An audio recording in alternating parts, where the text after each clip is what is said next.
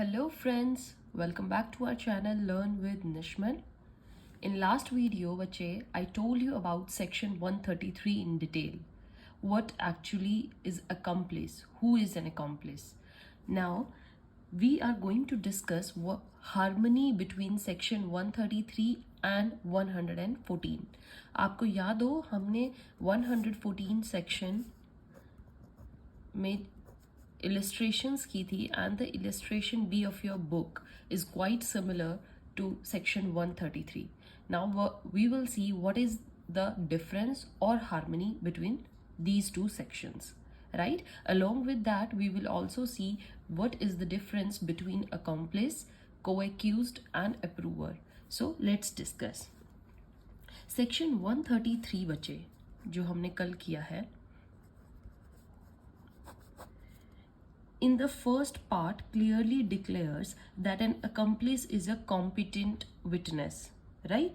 And such competency can be seen under section 118 Indian Evidence Act. That is, any person who is capable to understand the question asked to him and of giving rational answers. यही किया था हमने section 118 में, जिसमें ये था who can be witness या who can we testify. So any person who can understand the question and who can give rational answer can become a witness, and therefore accomplice also comes under section 118, right? So thus by virtue of section 133 read with section 118, an accomplice will be a competent witness. However, as per section 4 clause 2 of Oath Act 1969, Oath Act 1969 के according बच्चे oath cannot be administered to an accused. आप accused से oath नहीं ले सकते हो, and therefore if accomplice is a co-accused in the case, then he cannot become a witness against other accused, as oath cannot be administered to him, right? A co-accused cannot become prosecution witness.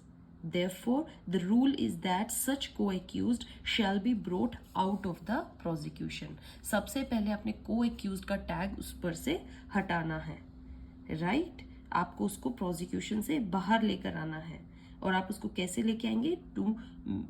To become an accomplice witness of the prosecution, this can be done by granting pardon to said accused, है ना? आप क्या कर सकते हो उसको? Granting pardon.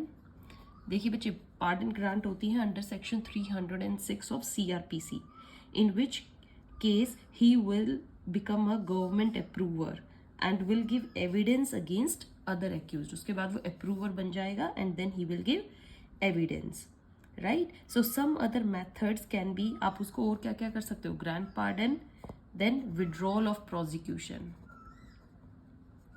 Withdrawal of prosecution. This comes under section 321 of CRPC. Then you can also do stay of charge. इसको लिख के आना बच्चे, it will give you good marks. एक चेकर के ऊपर, एग्जामिनर के ऊपर एक इम्प्रेशन अच्छा पड़ता है that you deeply know about this topic. Okay? Stay of charge आपका आता है section 224 of CRPC. आप कंपाउंडिंग ऑफ ऑफेंस कर सकते हो. These are also the cases through which you can brought compounding of offences. Okay, you can brought out of prosecution. Next is withdrawal of complaint. Withdrawal of complaint, right? 257 CRPC के under आप ये cases करके क्या कर सकते हैं? And these are the natural cases through which you can brought out any co-accused from the prosecution. This is the first para of section 133 talks about. Now, the second para of section 133 clearly declares that a conviction will not be illegal merely because it is based on uncorroborated testimony of an accomplice. This is an enabling provision and simply declares that an accomplice evidence can be the sole basis of conviction. So it doesn't make it mandatory for court to convict accused upon uncorroborated testimony of accomplice. Right? It is discretion of court. बच्चे ये मैंने आपको पहले बताया था that we use word may. तो just on the basis of the evidence या witness given by accomplice, you cannot convict the accused. Okay? The simple implication of second para of section 133 is that if court finds the accomplice's testimony to be totally trustworthy, then it can convict the accused only on that basis, and a question mark cannot be raised about legality of such conviction. However, it is implicit in section 133 second part that if court finds accomplice's testimony not to be totally reliable, अगर court को लगे ये बिल्कुल भी reliable नहीं है, then it may not convict accused. Accused को convict नहीं कर सकती only on that basis. तो आपको सेक्शन 133 अच्छे समझ में आया. Now let's discuss section 114. 114 on the other hand, illustration B अगर आप देखिए clearly declares that the court may presume the accomplice's testimony to be unworthy of credit. Right? Here there appears to be apparent conflict between section 133 and section 144. यही है क्योंकि यहाँ पर क्या है, टेस्टिमनी ऑफ accomplice बहुत अनवर्दी मानी गई है. However, अगर आप दोनों प्रोविजंस को देखें, there is already in harmony with each other and there is no conflict between the two. Rather, 114 also is an enabling provision wherein court has a discretion to make presumption. यहाँ पर भी discretion है court की, it may or may not. What? Presumption or not to make presumption. If the surrounding facts are such that the court may presume that accomplice is unworthy of credit, in which case the court may not convict accused. Convict उसके court उस case में convict को charge या convict नहीं करेगी, only on the basis of accomplice evidence. So, to contrary in facts of case, court may not raise such presumption and it may convict accused on sole basis of accomplice evidence. और sole basis पे भी convict कर सकती है. It's just upon the discretion of court and it will see the truthfulness of every matter. Right? अगर matter reliable है, evidence is reliable है, it will go for conviction. So, section 133 Indian Evidence Act and 114 illustration B are rather complementary to each other. These are complementary. Right, बच्चे? Or other as one enables the court to raise the presumption or not to raise the presumption, and the other simply declares that if accomplice is worthy of credit, his testimony can be sole basis of conviction. Right? यहाँ पर presumption raise होती है. On the other hand यहाँ पर accomplice की वर्थनेस check होती है. सो अगर आप दोनों ही सेक्शंस की समरी निकालें, the summary that emerges from these two section are, दो an accomplice is a competent witness and the accused can be convicted solely on the basis of accomplice evidence, court has discretion to presume that accomplice is unworthy of credit. Court can presume it unworthy. ठीक है, court की duty नहीं है कि हर बार उसकी बात को सच ही माने. It can presume it unworthy of credit and therefore court may not convict accused only on the basis of accomplice evidence. How? क्यों unworthy मान सकती है बच्चे? It was held, however, that as a rule of judicial wisdom or prudence, court shall not trust accomplice. Trust नहीं करना चाहिए. Why? Because the accomplice may not speak truth. ना भी बोले. Why? Because देखिए क्या होता है, accomplice कौन होता है? जिसने participate किया है crime में. So he know the details of crime. उसको already पता है and therefore he has the opportunity of twisting the fact. Facts को twist कर सकता है वो. Right? And next क्या है? Since he has been granted pardon, he may be overzealous to support the prosecution. है ना, प्रोसिक्यूशन को सपोर्ट करने के लिए ज्यादा ही उसमें भावना होगी and therefore he may fabricate stories.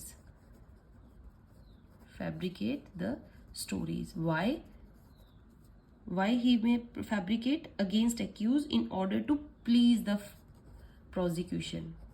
Please the prosecution को खुश करने के चक्कर में वो झूठ भी बोल सकता है. Next, he may also try to shift the liability from himself to accused. Try to shift the liability. समझ में आया बच्चे? So this is what the harmony between section 133 and 114. I hope now you all are clear. Now let's discuss what is the distinction between accomplice, co-accused and approver. बिल्कुल ध्यान से देखना है बच्चे, बहुत इंपॉर्टेंट है and you should know each and every fine detail. Okay, देखिए क्या होता है, ये आपका क्राइम हुआ है, यहाँ पर A and B involved in the crime. Then क्या होता है, ये ट्रायल चल रहा है. ओके, ट्रायल हुआ, यहां पर ए को सपोज पार्डन मिल गई है. ठीक है, अब ये 3 केसेस हैं, लेट्स डिस्कस. देखिए A and B involve in crime. Okay, so यहां पर क्या है, ए इज एकम्प्लिस. जैसे ही क्राइम में पार्टिसिपेट किया बच्चे, ए तुरंत ही क्या बन गया, एकम्प्लिस बन गया है बी का. So he will always be accomplice. And when the proceeding start, ये जैसे ही start हुई है proceeding, उनका trial start हुआ, trial start होते ही A and B become co-accused. इस stage पर वो क्या हो जाएंगे, co-accused, right? और देखिए इस stage पर A and B co-accused हैं, but still यहाँ पर जो A है, A is accomplice. A accomplice अभी भी रहेगा. So accomplice का टैग उस पर से उतरे नहीं गा, वो स्टार्टिंग से चल रहा और ट्रायल में भी चलेगा. ट्रायल में को एक्यूज्ड के साथ साथ वो accomplice भी होगा. आफ्टर जब उसको पार्डन मिल गई A को, जैसे ही पार्डन मिली, he will become approver. यहाँ पर वो क्या बन जाएगा, approver. approver के साथ still A is accomplice, अभी भी accomplice है. समझ में आया example? So after the end of trial, during the trial, and when the crime is committed, in these 3 cases he will remain accomplice. But after trial he will also be a co-accused, and after pardon he will become approver. So the term accomplice is a general term which signifies that a person had participated in the crime with other person, and once he has become accomplice in commission of crime, he will always be called accomplice, right? But when he is put to trial with other person together, समझिएगा बच्चे, he will be called as co-accused, right? And then he will still remain an accomplice. Thereafter, if he is granted pardon, he will now become approver and will not become co-accused. अब co-accused नहीं रहेगा, but now also he will be called accomplice. That is what the distinction between co-accused, accomplice and approver is, right? So now section 133, it's harmony. कल मैंने आपको इसके types बताए हैं, distinction बताया है, बहुत अच्छे से आपको बता दिया. अगर सेक्शन 133 पर क्वेश्चन आए तो आप सारी डिटेल लिख कर आएंगे. Okay, if you want to get good marks, write each and everything, get good score, right? Stay tune for the next video. Till then keep watching, keep sharing. Thank you.